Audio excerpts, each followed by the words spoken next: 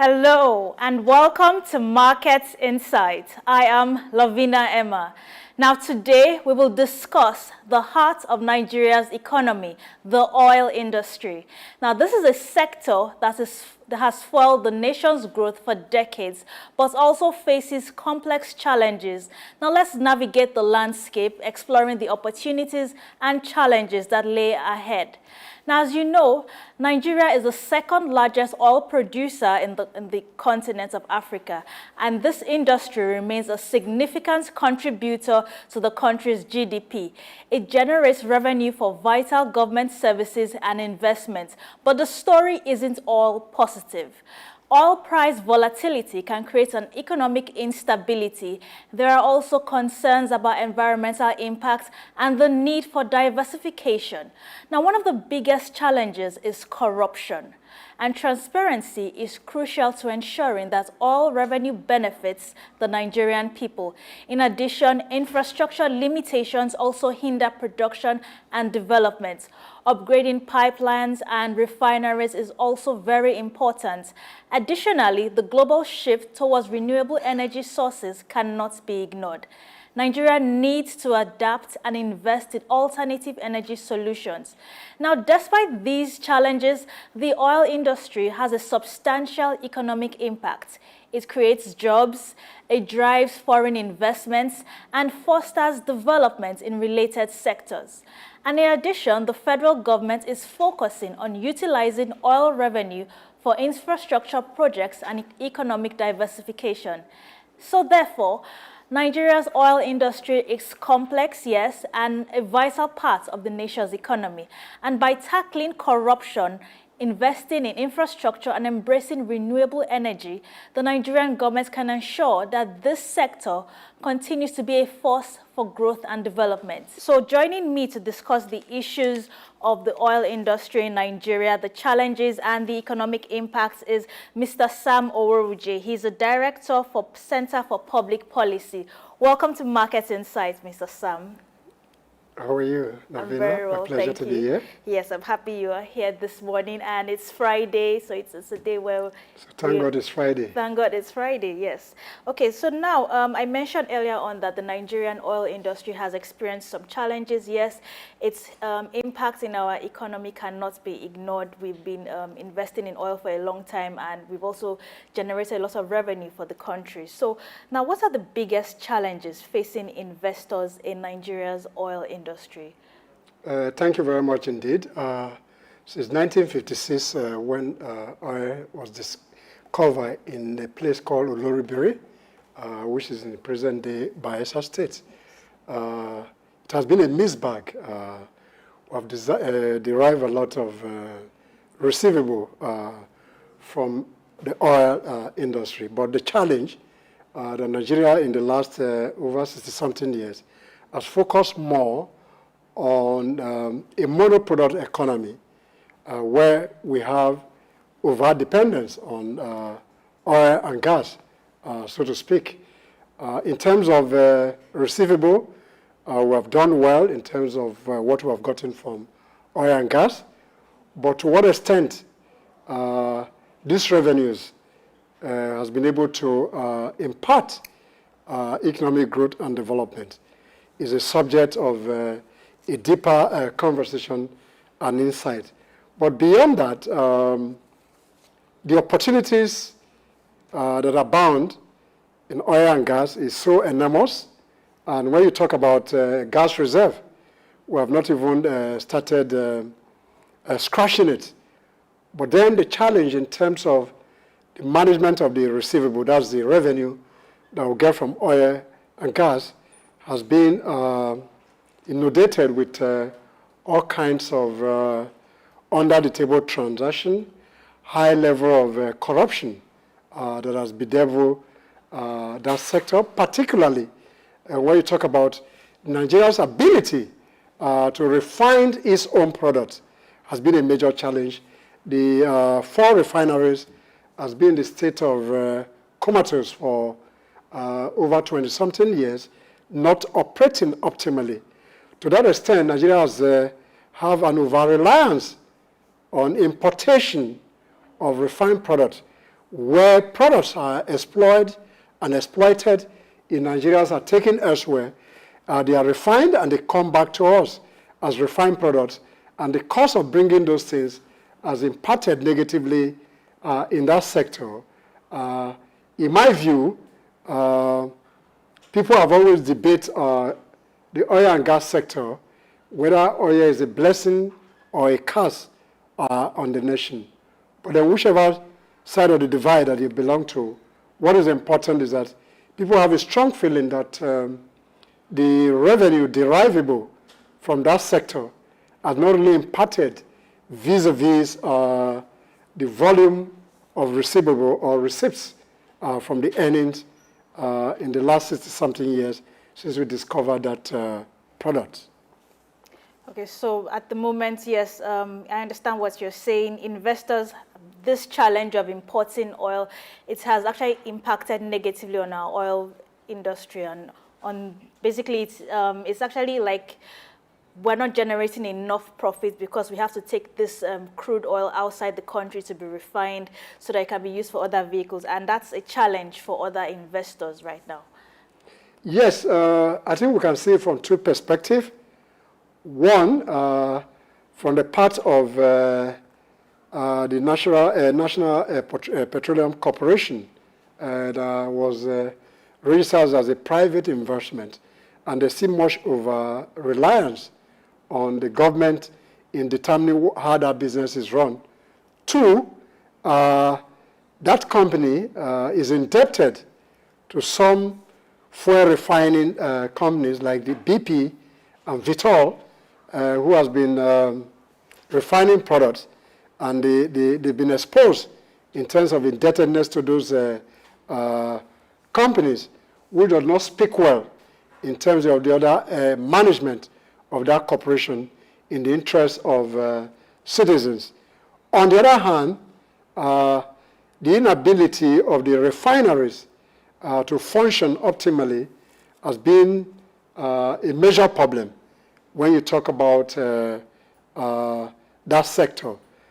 In that regard, therefore, since the removal of fuel subsidy, there's been a major challenge for citizens in terms of the negative impact the subsidy removal had on individuals, businesses, and organizations in the country. So the NNPC Corporation, which is supposed to be a business, a private business concern with some hands of the government in it, in my view, has not been operated optimally to the advantage of providing the public good. Okay, yes, challenges from the NNPC is another one also. But now, how can Nigeria, starting from our federal government now, how can they ensure a stable and attractive investment climate for the oil sector? First and foremost, in my view, even before you talk about foreign investment, yes, let's fix the local refineries. Thankfully, Dangote, as a private investor, has done well in his initiative in trying to build a private refinery, which shows that the government could run those refineries very well. If they cannot, they should find a way to give them to private sector managers who can manage them. That's in terms of, then two, to what extent has the government been able to exploit and provide an enabling environment so that investors can come, particularly in terms of natural gas that we're endowed with abundantly. So investment is welcome from foreign direct investment. Then the government must equally show good faith in terms of its ability to manage those assets that were supposed to be refining petrol that will have impacted on citizens. Because since Dangote came on board, there's a hope in terms of economic prosperity, in terms of job creation, in terms of supply chain management, and in terms of competing even with those who import petroleum products from outside Nigeria. So we need to calibrate this ecosystem so that it can work for the citizens. So investment, foreign direct investment is required. The government must show good faith, like I mentioned earlier. Then other private investments that are in that industry must be given space to operate optimally and given the kind of window when they can tap on those opportunities. This can serve as a disincentive for the importation of petroleum products that has impacted negatively on the citizen since the subsidy was removed sometime last year when Tinubu announced that on the day of his inauguration as a president. Yes, I remember. Okay, now let's talk briefly about our refineries in Nigeria. We have the refinery in Port Harcourt and the refinery in Kaduna also. And we've been hearing reports about how these refineries will soon be repaired. But recently there was a report that the Port Harcourt refinery will soon start operations, that it can start producing this, we can start refining our crude oil there, but in the long term, it's not a very feasible option. So that's the reason we're still importing this refined petroleum products, actually. And it's not, I'm not trying to, what's the word I should use right now? I'm not trying to actually change people's minds or opinions about these refineries, but I know our government is still trying to put things into perspective concerning the refineries. And yes, we have Dangote refineries to help with us. And in the long term also, Dangote refineries will soon start refining our crude oil, so we don't have to start importing the refined petroleum products. So is there, what would you recommend if you were in government to actually see to it that these refineries have a more, it's a more practical date? Okay, this is the set date, we finished our work, and yes, we're going to start refining petroleum here at this. Okay, let's first of all start with our Port Harcourt refinery. Navina, interestingly, I'm not in government. Okay, just assume it if you were. Yeah, if I was in government, the point is to find solution. In Nigeria, we've always been trying to look at problems rather than the solution. But the first question really any leader should ask is why is it that refineries are working elsewhere and those in Nigerians are not working? So that problem identification, first and foremost, will provide some reasonable answer in terms of providing solution. First, why are the refineries not working? Why are we not able to repair those refineries? If we can't repair them, what kind of new equipment can we bring in to bring them to the levels of production? So the politics of it is not within our purview. But what is important, that this promise that the Port Harcourt refinery, the Warri refinery, that of Kaduna, you have two in Port Harcourt. But this promise has been on the table. God knows when that promise has been there. But I think for me personally, I'm tired of those promissory notes. Let them do the work rather than the talk.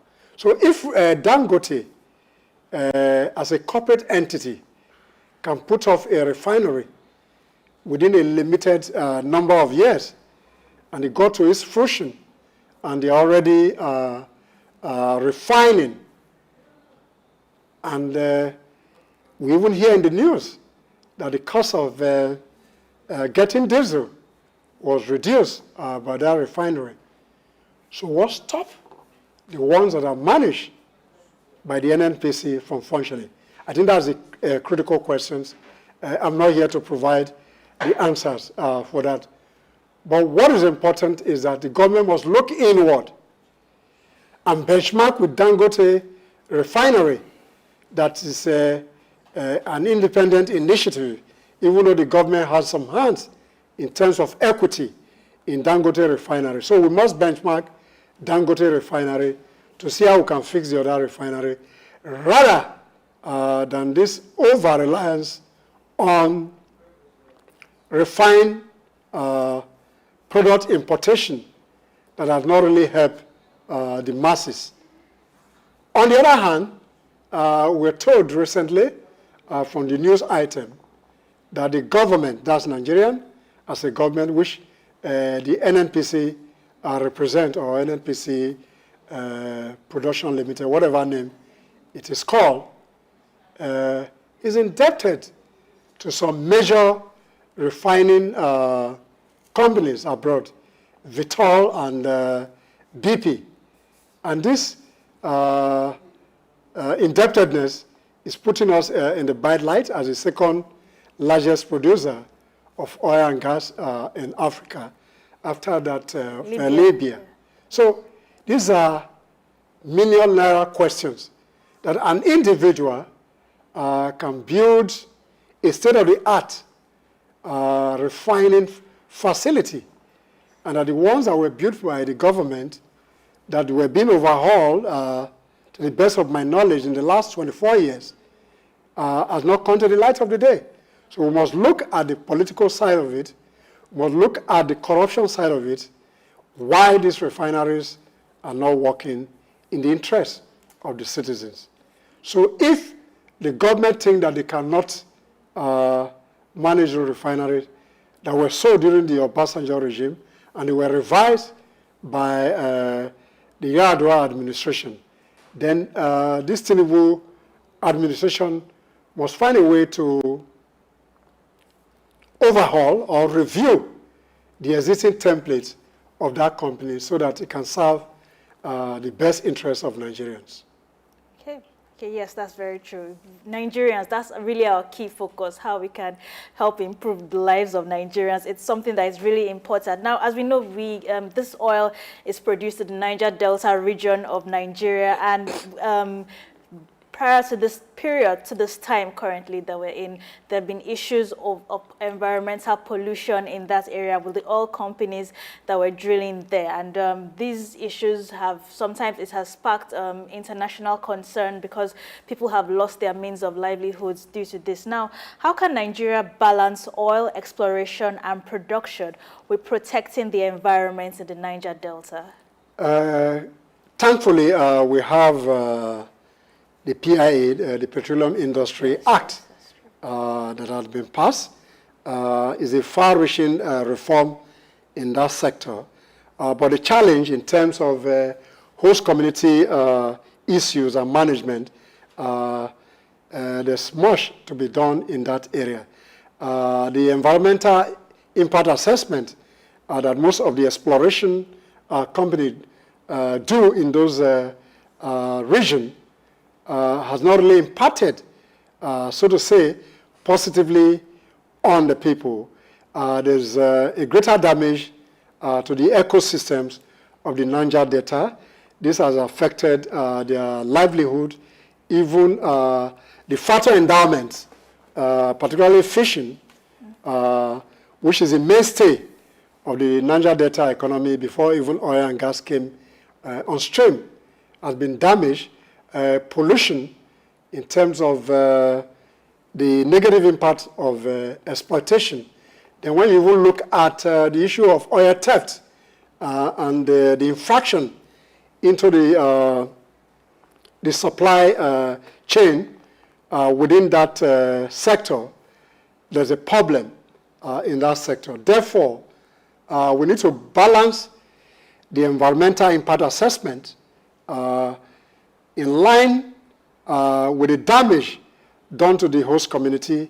Regrettably, the PIA has made every community in Nigeria as a host community. So whether you're in the contiguous states where oil and gas are exploited, whether pipelines are passing through your community, you're already a host community. But what is key in terms of environmental sustainability, in line with corporate social responsibility of most oil and gas, is beyond taking handouts to the community. They must factor some cottage industry, some enterprise development within that environment that can sustain the livelihood. Two, stakeholder management in terms of how they relate and engage with the immediate community in terms of safeguarding pipelines, in terms of looking at pollution that come from the exploitation of oil and gas in those areas. We help to see how we can sustain the environment in a manner that does not jeopardize the interests of the host community. Okay, but apart from protecting the environment, yes, we know that because of the issues of oil spillage and gas flaring, these people have lost the means of their livelihoods, and you would expect that these foreign oil companies would definitely try to make some kind of provision to these communities, maybe set up institutions that can cater for the people's well-being, that can enable them to still be empowered, maybe set up skills that they can learn and practice and get themselves self-employed, so that they don't just stay idle because of what has happened, just to compensate them for this. But that hasn't really been the case so far. That's why you hear that companies that have been affected by oil spillage have gone to court, and then the cases could drag on for years, but there's still, we haven't seen any positive results in these areas. So how can we more? Yes, the PIA, the bill was passed, yes, but in the long term, the practical things that needed to be done have not yet been done. It's almost like everything is just on paper at the moment. I think we have some regulatory agencies that help to manage the framework that are derivable from the PIA. Yes. So what is important, those that are in charge of remediation and oil spills must be more accountable to the immediate community. On the other hand, I know that some of those companies have some robust community relation packages in terms of enterprise solution, in terms of cottage industry in some of those immediate community. But then, those people from those communities must equally act responsibly so that they don't destroy the national asset, particularly the pipe that are transporting the products, even for export and for local distribution. So you have the case of oil theft that has deprived us from some reasonable revenues that we're earning from that industry. So it's not just sufficient that the company should provide some kind of solution to the immediate community. The immediate community must equally be responsible that this is a national asset within that community. And when they get some form of compensation based on host community engagement that is enshrined in the Act, therefore they must be responsible to dissuade people who are involved in destroying national assets. So the point I'm making is a robust stakeholder engagement, community to community, government to community, industry to community, people to people engagement within those communities in line with the provisions of the Act. We help those degradation and the negative impact of exploration in the Niger Delta. What can be done to ensure that oil wealth is distributed more equitably and benefits the local communities where this oil is produced? I think in my view, that's very quick to take that question. Because if you look at the derivation principles that is being used at the federal level, where revenues are shared among states, those states within the Niger Delta get 13% derivation from the federal government. So they have a large chunk of receivable from the federal post. So the question is, what are the subnational government within the Niger Delta region doing with those money that is accruable based on the 13% derivation principle? Number two, there are some states, particularly Delta State, have a Delta State oil mineral producing commission, which again takes another percentage of that derivation to impart on the immediate community that where oil is exploited. So the issue is just even beyond the companies and the federal government. The subnational government that is taking 13% derivation, to what extent as those receivables in terms of revenue be deployed to the immediate community. Number two, the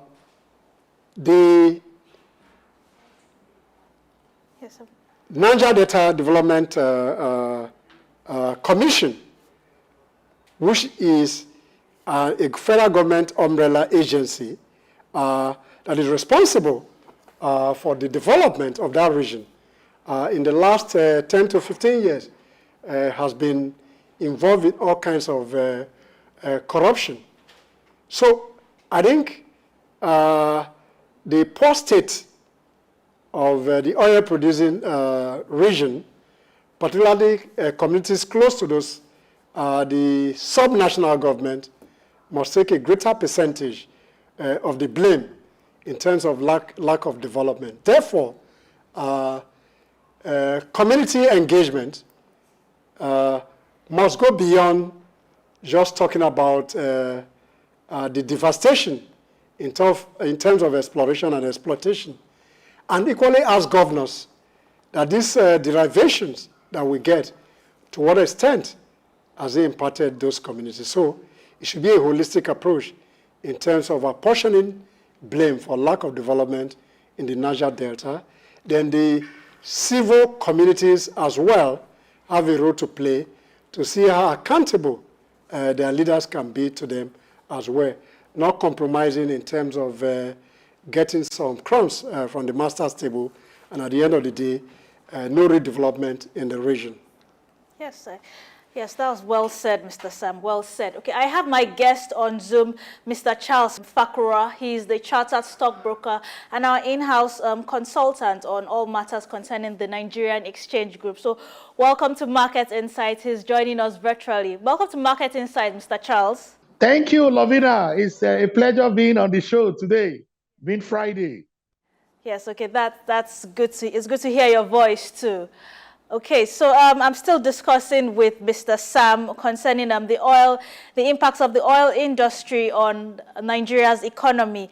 So yes, so we know that the Niger Delta region bears the brunt of the environmental brunt of the oil production. So what is the long-term plan to ensure a sustainable future for the region, even as oil production declines? So I just want a few words from you on this. Okay, thank you very well. You know, I'm an interested party when it comes to the Niger Delta and, of course, the oil exploration and exploitation. Yes, for the environment, I think the oil companies are, will I say, becoming responsible. I'll just give just one example. Seplat, wherever Seplat is operating, of course, around Amukwe, Sapele, around those areas in the Niger Delta, you can see that they have a very good relationship with their host communities. Now, in terms of the long-term plan for the environment, the oil companies must take responsibility for their production and ensure that they use best practices when it comes to the environment in which they are operating. And I will tell you, the companies like Chevron, Shell, when they were operating, you know, optimally as at that time, they were doing all this. But the government in itself has to be more committed when it comes to the environment. You know, why can't you compel them to say, instead of flaring this gas, why can't you tell them that they should have the instrumentation, it is possible, to convert this gas to LPG and all that, which we need to power some of our power plants, okay? At the same time, have associated gas, condensate, and of course, liquefy them natural gas. So it has to be a holistic approach to ensure that as they operate, they take care of the environment. Fossil fuel is not going to stop overnight. America today, that is, or the Europe that is championing sustainability and want to kind of phase out fossil fuel. They are still discovering new oil wells and they are still producing. So for we, Africa, we're only producing or making just 3% that we are contributing to the global warming. So fossil fuel is not going to go overnight. They must understand that they all have a stake when it comes to the environment. You cannot continue to damage the environment, or your operations, your production has impact, negative effect on the environment. So they must be cautious of what they do to ensure that they reduce some of this effect of their operations on the environment. Because we must know that this planet, we did not inherit it from our forebears. We borrowed it from our children yet unborn. So we must do everything possible to ensure that we make this planet a better place. So it has to be all stakeholders approach. The government, the host communities, the oil companies, and of course, the average citizen of Niger Delta. For that, Mr. Charles, yes, well said, well said. You really went in depth into that. Okay, so before we round up, let me speak with my guest in the studio, Mr. Sam. Yes, so before we move on to the next issue of discussion on today's program, now, Nigeria's oil industry, yes, we've discussed the opportunities, the challenges, and how the government can actually help to ensure that the revenue got it from this can benefit the host community and generally the whole population, everybody in the country in general. So what are your final words on this? I know you were not too happy when the subsidy was removed, but we all said it's for the good of the nation, and we hope that this, the money that was removed from this can actually be used to benefit the economy. So I think my final thought would be that the promise that was made by the government, particularly the Minister of State for Petroleum, Henneken Nokobri, is that the Port Harcourt refineries will come soon on stream. So I'm waiting for that day where the launch or the relaunch of the Port Harcourt refinery come through. Two, the government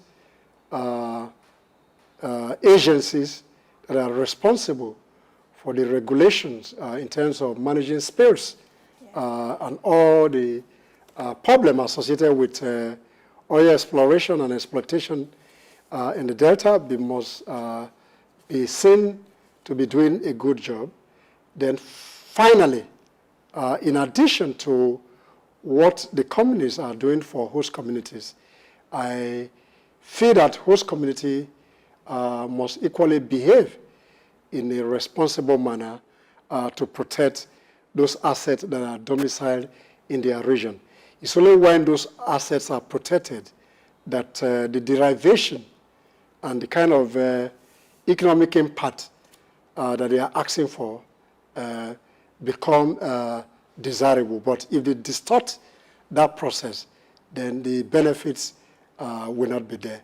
Therefore, we need a holistic approach in resolving the challenges and find a way of taking advantage of those opportunities for the public good. The stock market in review from Monday, 15th April to today, Friday, 19th April. How's the market fared this week? I hope it was on a more positive note. Well, thank you very much, Lovina. I wouldn't say it was all positive. It was not. It was a mixed market. However, the negatives were more because we saw on a Monday the market was down, and on Tuesday the market was also down. In fact, about 1.04% it was down. On Wednesday it was slightly positive, just doing 0.1%. Okay. Then of course, when you get to Thursday yesterday, the market was also down by 0.06%. Now, but we had some stocks like Guinness that did 10%, you know. We also have UCAP that was also down. So you can see that it was a mixed market, but at the same time, it was more of negative. And we can attribute all these to the fact that there were a lot of portfolio rebalancing. There were, the recapitalization issue is going on for the financial service industry, especially for the banks. We also have macroeconomic issues, that is still impacting the market. And some numbers are still coming to the market. So investors are just looking at the market. Of course, we saw the inflation figures for the month of March.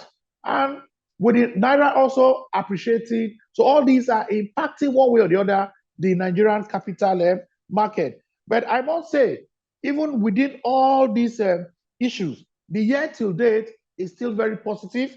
That is about 33.56%. You can still see that at least the market still has a positive return. So, but as I speak to you right now, I just left the market a couple of minutes ago. As at now, the market is looking up. That's about 0.01%. It's looking up, but again, it is still early because we just entered the continuous trading session where a lot of activities will be taking place. The volume has also gone up. I think it's over 70 million units now. And of course, the value is close to about 900 million naira. For the ASI, it is still below the 100,000 marks as we speak now. And some of the gainers that we speak now, right now, as I speak to you, UBA is still up, GTCO is up, Oandro is up, Fidelity is up. Then on the loser side, we have Access Bank, Zenith, Nigerian Breweries, Transcorp, of course, Unilever. So right now, the market is effectively in the continuous trading. So from what I'm saying and from what I could say, the market might likely close slightly positive today, all things being equal, because this is just after 11. We still have about 3 hours or thereabouts to go. So investors are doing what they're expected to do. They are sending their mandates to their brokers, and the brokers are taking the orders. Then I would just want to mention that Airtel Africa did some purchase of their own stock as at yesterday on the London Stock Exchange. This is for the benefit of Airtel Africa shareholders in Nigeria. So this is just a review of the market as we speak now. Okay, thank you for that deep analysis on how the markets fared this week, Mr. Charles. Just looking at the top gainers and the top decliners this week. And as you said, it's still continuous trading activities, even though the all-share index was below the 100,000 mark. And yes, we are optimistic that the markets will close at a slightly positive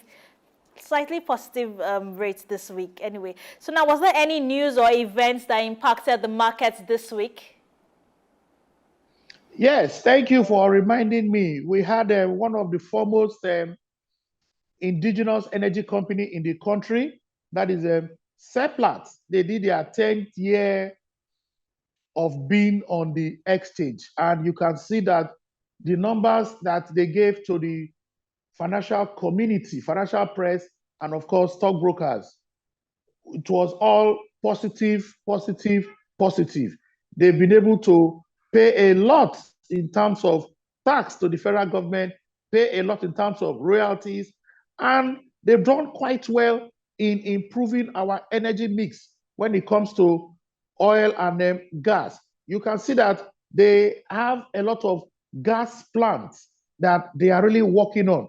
So I believe that with the right support and what they are doing, with their commitment as an indigenous energy company in the country, though also listed in the London Stock Exchange, Seplat has the potential to turn our energy sector into a vibrant sector that all Nigerians will be proud of us. We must commend Seplat for all what they are doing, because even the host communities, they are even praising them based on their activities in the community.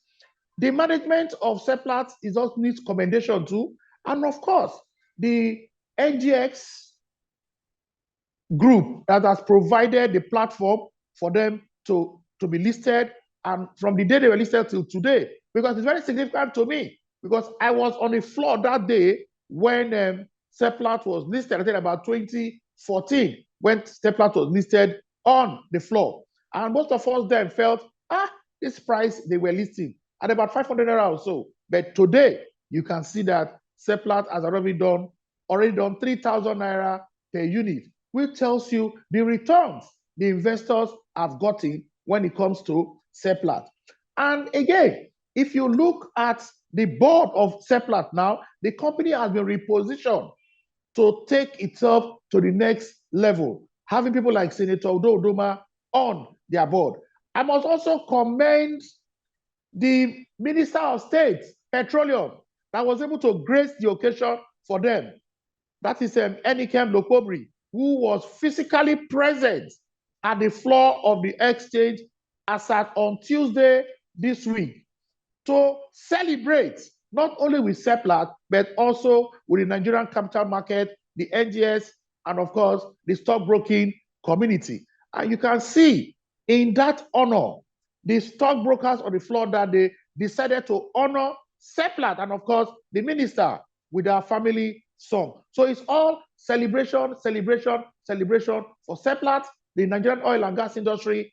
And we want to say that Seplat should maintain this tempo in terms of their integrity, in terms of their operational guidelines, because they hold strong to the environment, social, and governance. So in all the areas where Seplat is operating, you will never see an issue where the host communities will begin to complain, because they have shown that they are a responsible oil and gas company. And I employ Mr. other Charles. oil and gas companies, whether indigenous or local, to emulate Seplat. Thank you, Mr. Charles. Okay, let's just briefly, our foreign currency exchange. So this week, we look at how the dollar fared from Monday to Friday. As you know, the Naira is appreciating against the dollar. Yes, some people might say it wasn't like the way it was a few years back. But so let's focus on the dollar from Monday to Friday. So as of Monday, the CBN rate for the dollar was 1,000 Naira to $1. The parallel market rate was 1,150 Naira to $1. That's a difference of 150 Naira. And on Tuesday, at the CBN rate, it was 980 Naira to $1. The parallel market rate was 1,150 Naira to $1, a difference between the parallel market rate and the CBN rate of 135 Naira. And on Wednesday, the CBN rate was 1,000 Naira. The parallel market rate was 1,100 Naira. On Thursday, the CBN rate was 1,000 Naira to $1. The parallel market rate was 1,150 Naira to $1. And on Friday, which is today, the CBN rate is 1,010 Naira, and the parallel market rate is 1,100 Naira. So that's a difference of 90 Naira. So these are our currency rates for this week, with focus to the dollar. So do you want to say a few words on this, Mr. Charles? Yeah, just quick one. Yes, I think the managers of the economy are doing their best, but what we would try to advise is let it be sustainable so that it will not seem as if it's just a quick fix, a quick intervention. So it should be sustainable. And of course, my advice has always been the fiscal side of the economy must also do the part. The monetary side of the economy, the CBN, they are doing their part. I will give them kudos to it. Okay, thank you very much for this, Mr. Charles. It was so great having you on Market Insight this morning. And thank you for giving us all this deep analysis on the capital markets and what to expect in the coming weeks. And hopefully the markets will close on a positive note this week. So thank you for joining us on the program, Mr. Charles. It's always a pleasure. Thank you. Okay, so that's our time this morning on Market Insights as we talked about the impact of Nigeria's oil industry on the economy, and we also discussed how the capital markets fared this week from Monday to Friday with our stockbroker, Mr. Charles Fakura, and also my in-house guest, Mr. Sam Oroje. So that's our time this morning. Thank you so much for watching. Do stay tuned to SOUQ News Update on SOUQ News Television. I am your host, Lavina Emma.